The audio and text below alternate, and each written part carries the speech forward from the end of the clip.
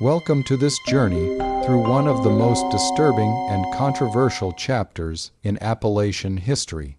Tell us where you're watching from now, because this story will challenge everything you thought you knew about isolated mountain communities in a way few other accounts can.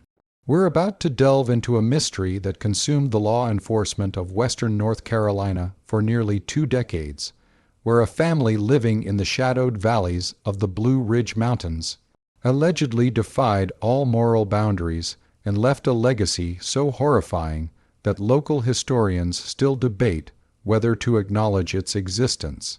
It was the year 1893.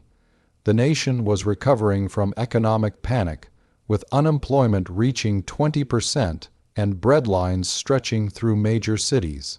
But in the remote valleys of North Carolina's mountain country, the situation was different, not better, but different.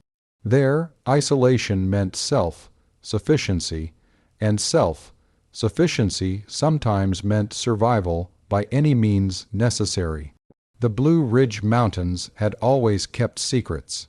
For centuries, their folded valleys and dense forests had sheltered communities that existed almost entirely separate from the world beyond the ridgelines. These weren't merely rural areas, they were pockets of humanity so removed from civilization that they developed their own dialects, their own customs, their own ways of dealing with problems that would have been unthinkable elsewhere. But even by mountain standards, the valley that locals would come to call Bone Valley was different. The valley lay tucked between 2 parallel ridges in what is now western North Carolina, approximately 20 miles from the Tennessee border. To reach it required a journey of several hours on horseback from the nearest town of Boone, following trails that disappeared entirely during the winter months when snow choked the mountain passes. The valley itself was perhaps 3 miles long and less than a mile wide, carved by a creek that ran cold and clear over smooth river stones, its waters fed by dozens of springs that seeped from mountainsides. The forests were dense, predominantly oak, hickory, and chestnut, with an understory so thick that walking off the trails was nearly impossible. Rhododendron thickets grew in impenetrable tangles along the creek banks, their dark leaves creating shadows even at midday. In autumn, fog would settle into the valley and refuse to lift for days, creating a white silence that muffled sound and turned the landscape into a series of gray shapes emerging from nowhere. It was beautiful in the way wild places are beautiful indifferent to human concerns, operating by its own ancient rhythms.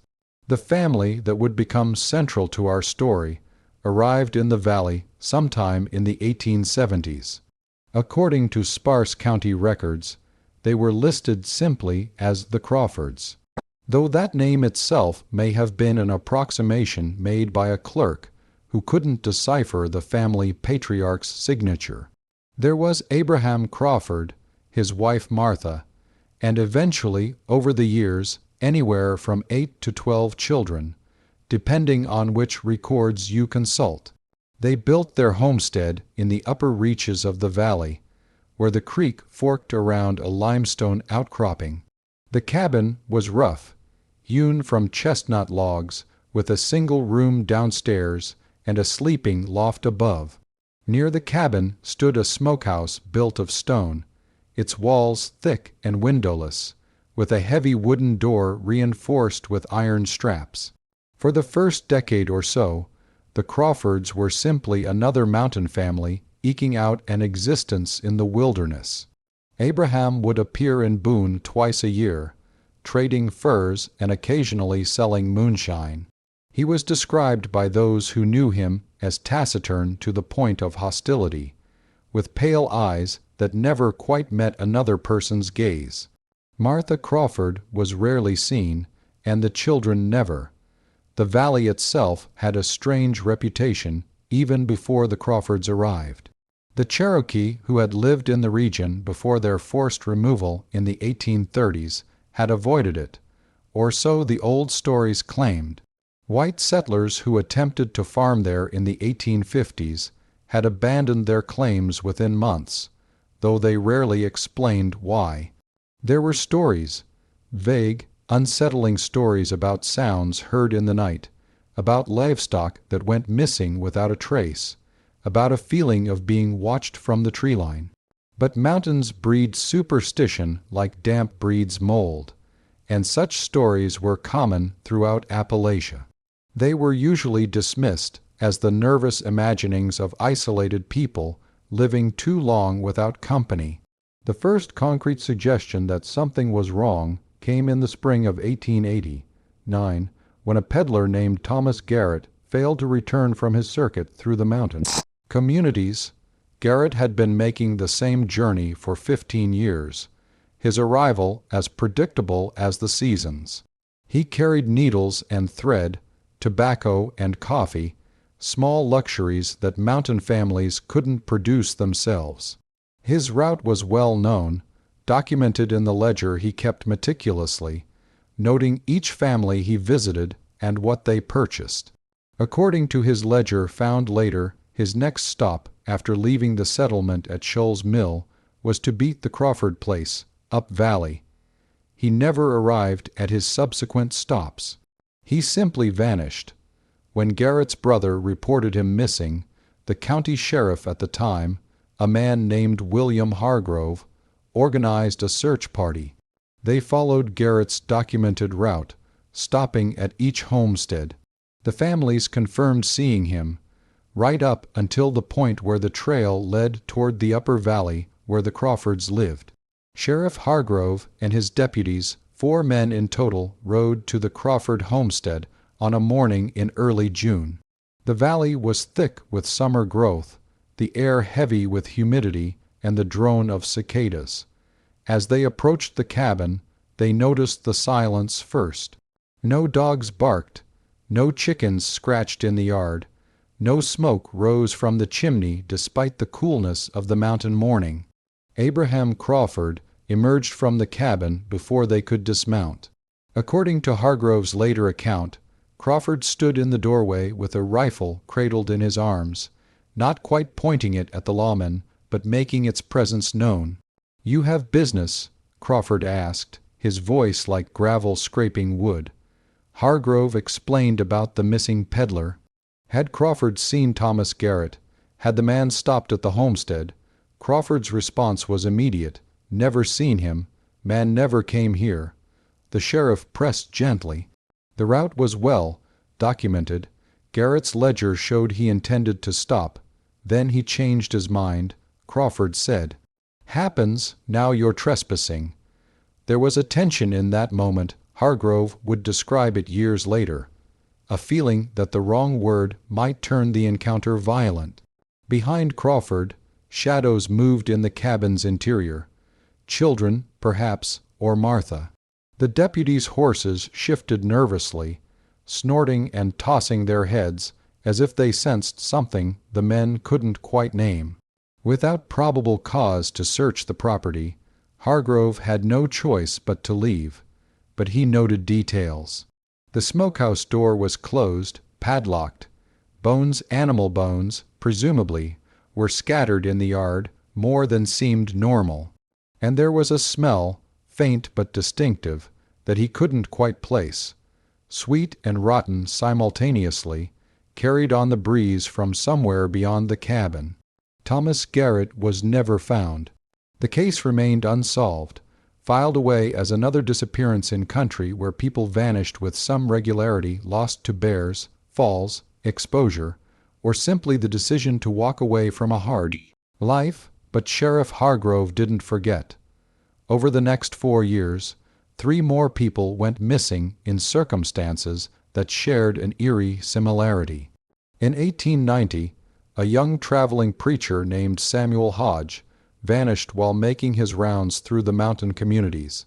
In 1891, a prospector named Dutch Henry, a man known for wandering the mountains alone, searching for gold, failed to return from his expeditions. In 1893, 2 young brothers from Boone, barely 20 years old, set out to hunt bear in the upper valleys and never came home. None of these disappearances could be definitively linked to the Crawford property. The mountains were dangerous. People died. But Hargrove noticed a pattern. All of the missing had been traveling alone or in small groups. All had been in the general vicinity of the upper valley, and all had vanished without leaving any trace. No abandoned campsites, no scattered belongings, nothing. It was as if the mountains had simply swallowed them whole. The break in the case came from an unexpected source. A young woman named Sarah Hensley, who had, through a combination of desperation and misfortune, taken work as a hired hand for the Crawford family in the spring of 1893. She was the daughter of a widow who had died during the winter, leaving Sarah with no family and no means of support. When Abraham Crawford appeared in Boone looking for someone willing to help with spring planting, Sarah accepted, despite warnings from some of the older women in town who knew the Crawford reputation.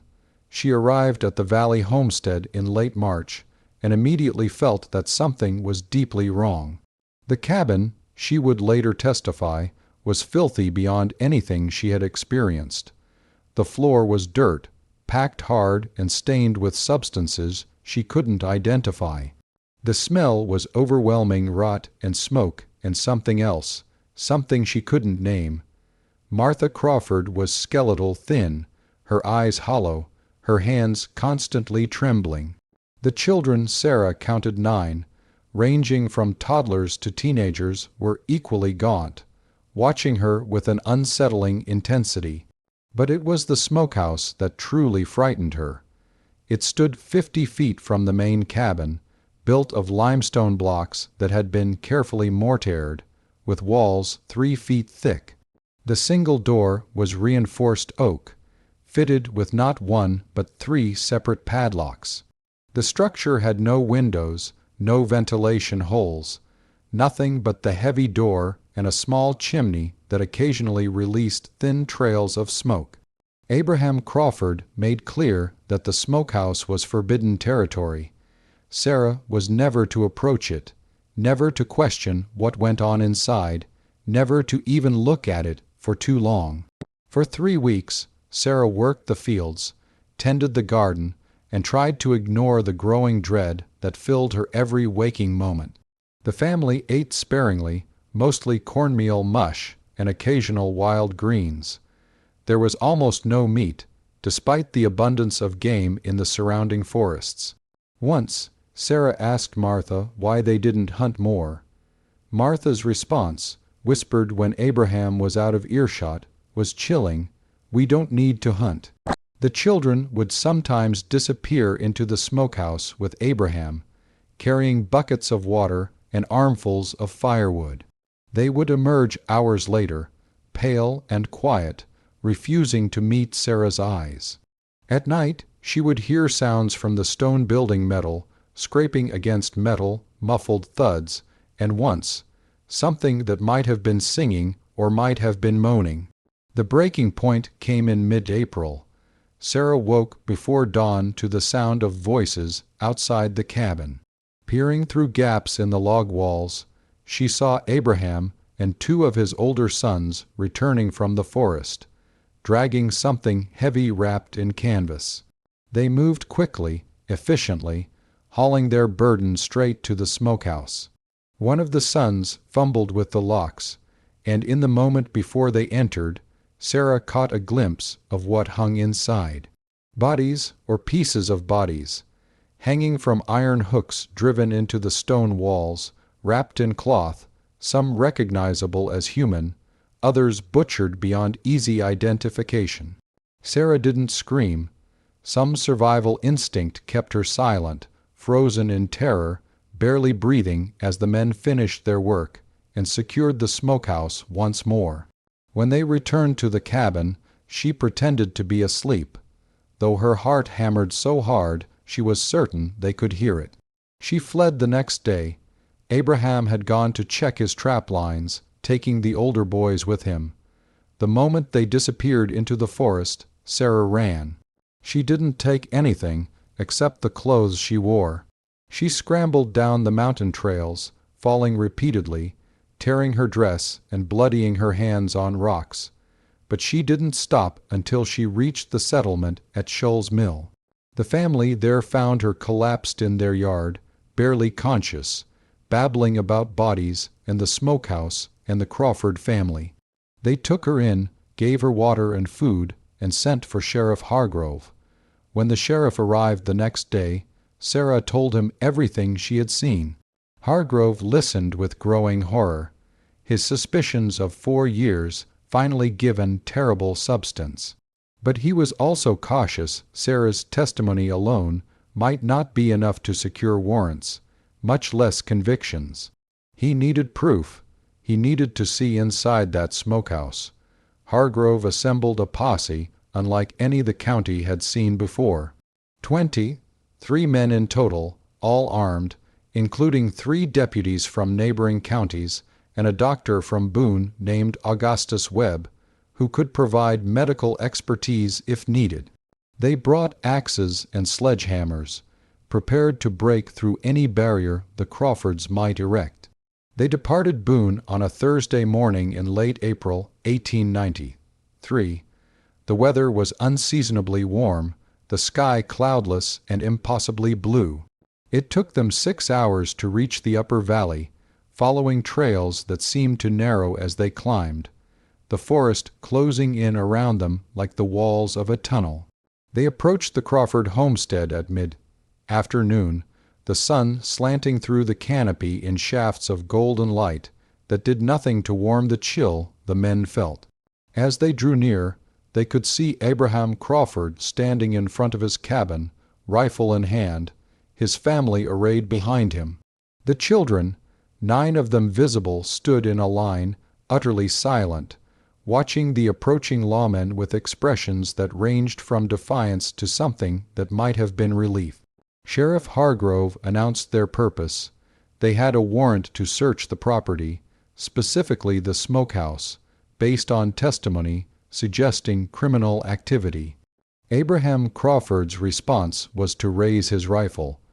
What happened next remained a source of controversy for decades. Some witnesses claimed Crawford fired first. Others insisted that a deputy, nervous and frightened, had discharged his weapon accidentally.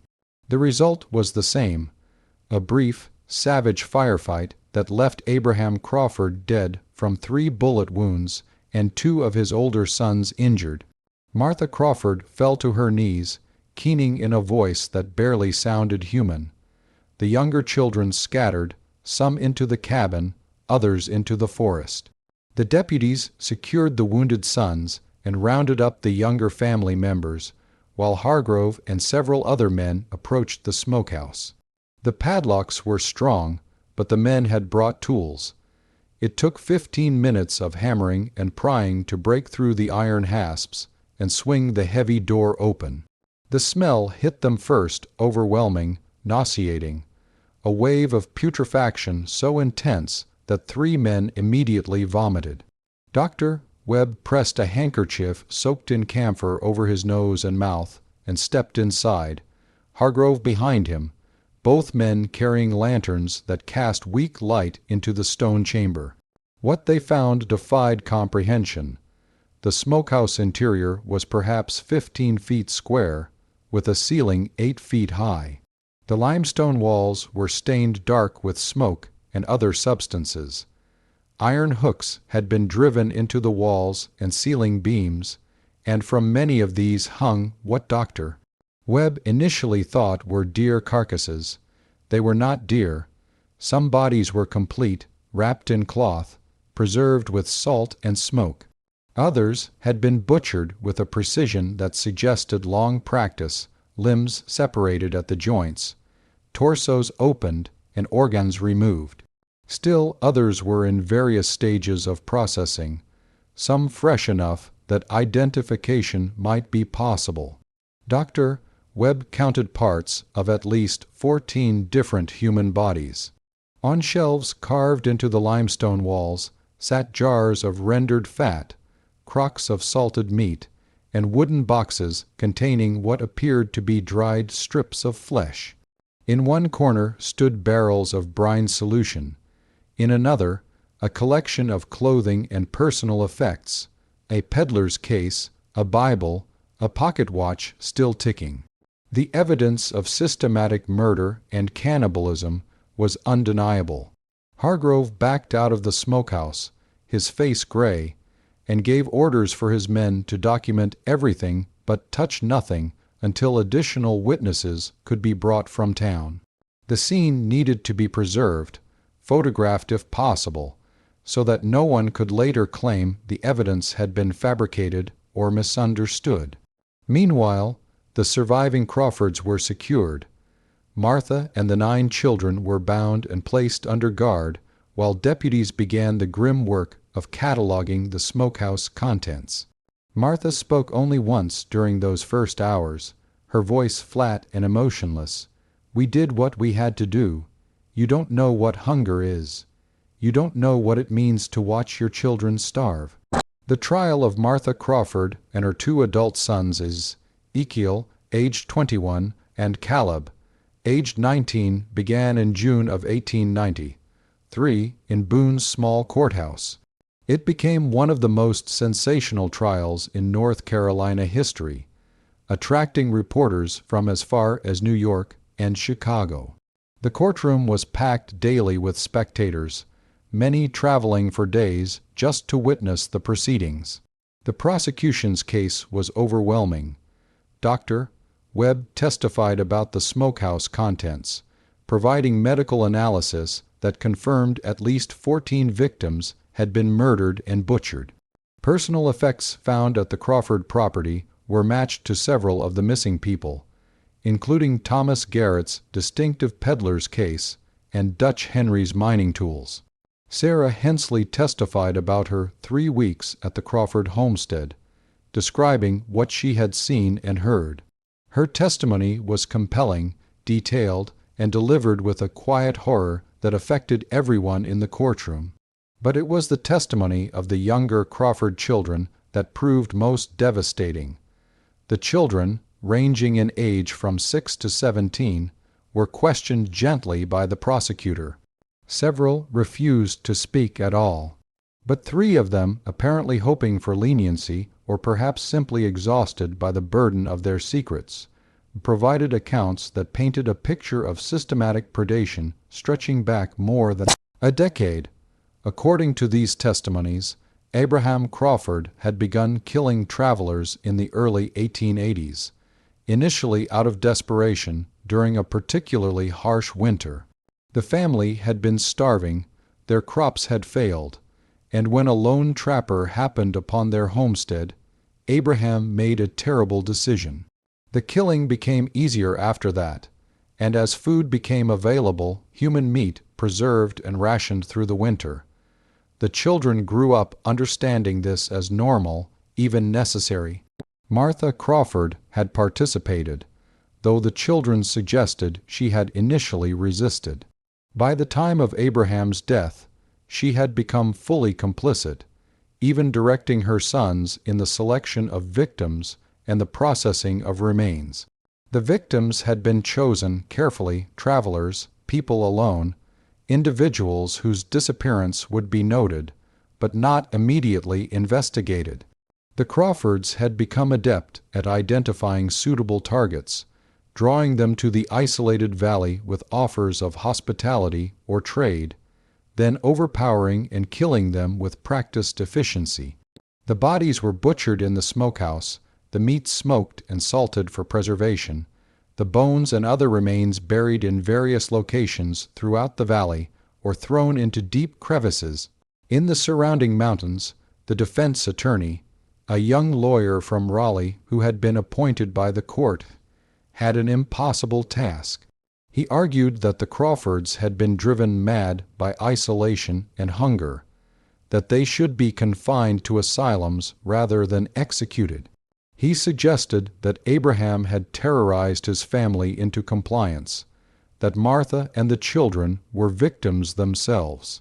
The jury deliberated for less than 2 hours, Martha Crawford was found guilty of 14 counts of murder and sentenced to death by hanging.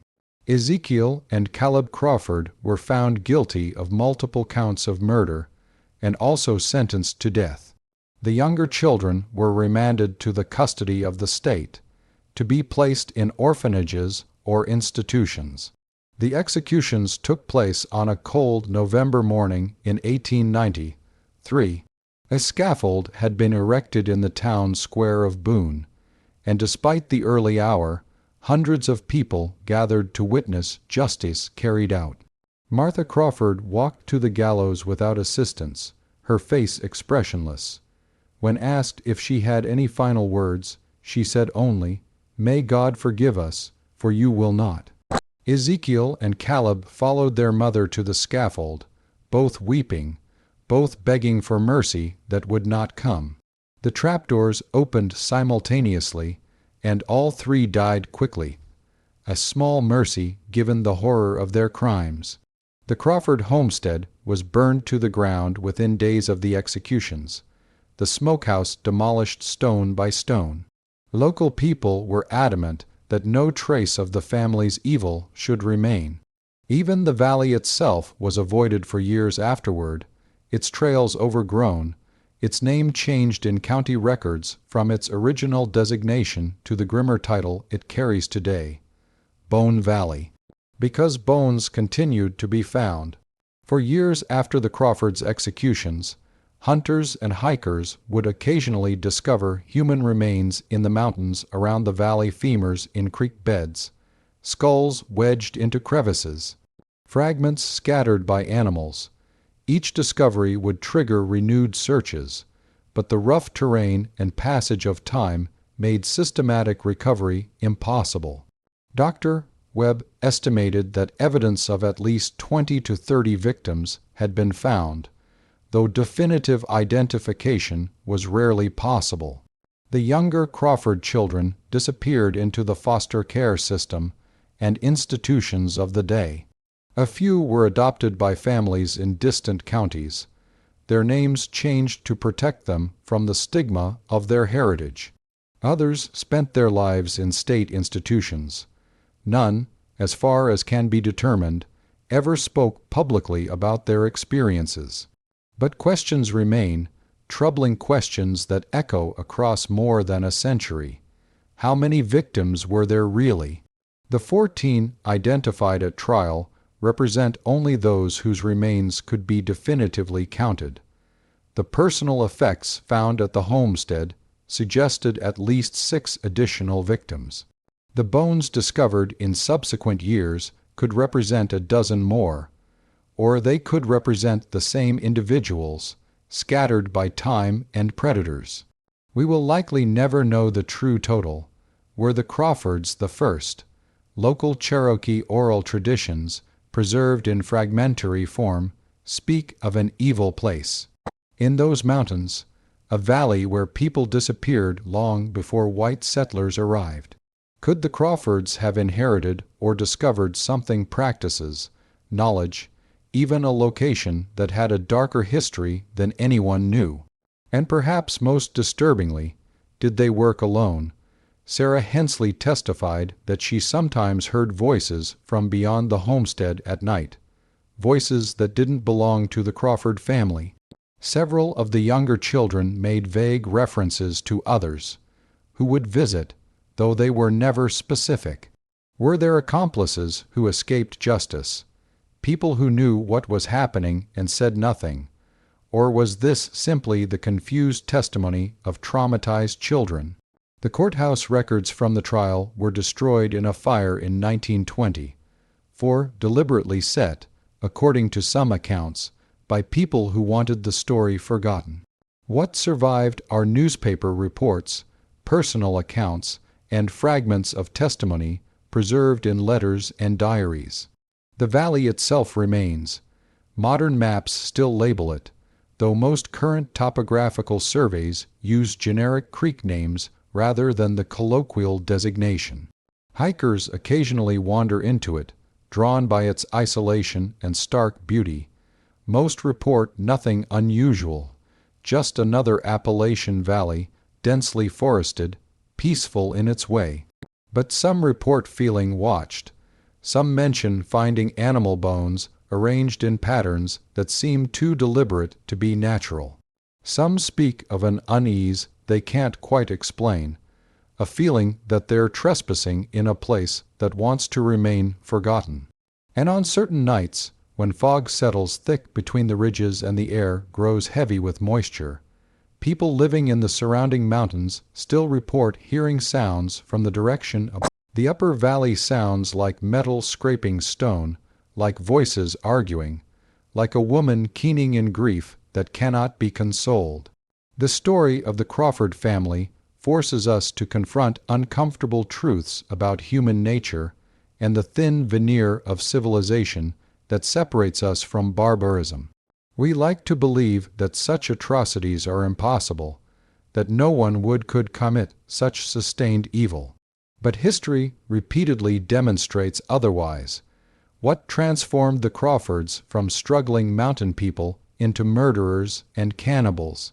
Was it hunger alone, the desperate need to keep children alive during brutal winters? Was it isolation, the absence of social bonds and moral oversight that might have restrained them? Was it something darker, a predisposition toward violence that the wilderness allowed to flourish unchecked? The answer likely involves all of these factors and more. Human beings are capable of both remarkable nobility and extraordinary horror, sometimes existing in the same person, sometimes separated by nothing more than circumstance and choice. The Crawford case also illuminates the dangers of extreme isolation.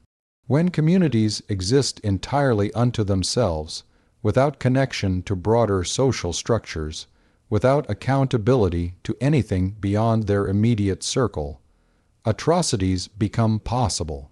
The mountain isolation that the Crawfords exploited for their crimes also enabled those crimes, creating a space where normal moral boundaries could dissolve without consequence.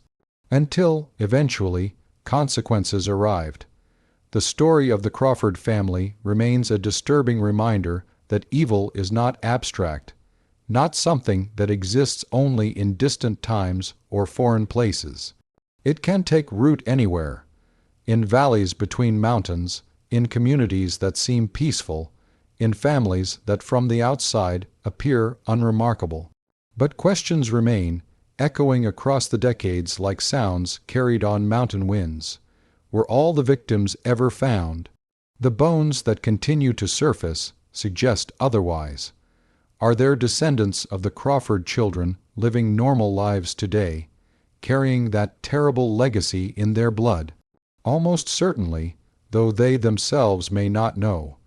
And could something similar happen again in another isolated place, another desperate family? To this day, the Upper Valley in western North Carolina remains largely unpopulated. The few people who live in the surrounding area prefer to avoid it, following trails that circle around rather than through it. The old homestead site, cleared now by more than a century of forest regrowth, is invisible unless you know exactly where to look.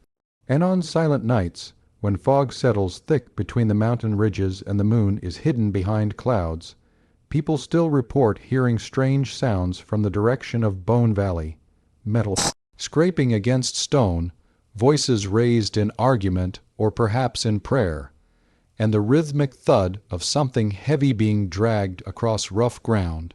Are these sounds real or imagined, products of guilt, laden collective memory, or genuine echoes of past horrors? Perhaps both, perhaps neither. The mountains keep their secrets well. If this journey through one of Appalachia's darkest chapters resonated with you, if you find yourself pondering the nature of evil and the fragility of civilization, then consider subscribing to the Untold Hour. There are many more stories waiting to be told, mysteries buried in time that deserve to be examined with the same careful attention and respect for truth. Leave a like if this account provoked reflections that go beyond mere entertainment. and comment sharing your own perspectives on isolation, desperation, and the choices human beings make when pushed to their limits. Have you heard stories from your own region that echo this one? Do you know of places that carry similar reputations, valleys or hollows that people avoid without quite remembering why? Until next time, remember that history is not safely confined to the past. It lives on in the places we inhabit, in the stories we tell, and in the caution we exercise when venturing into wild spaces where civilization's grip remains tentative at best. The mountains remember, and they never quite forgive.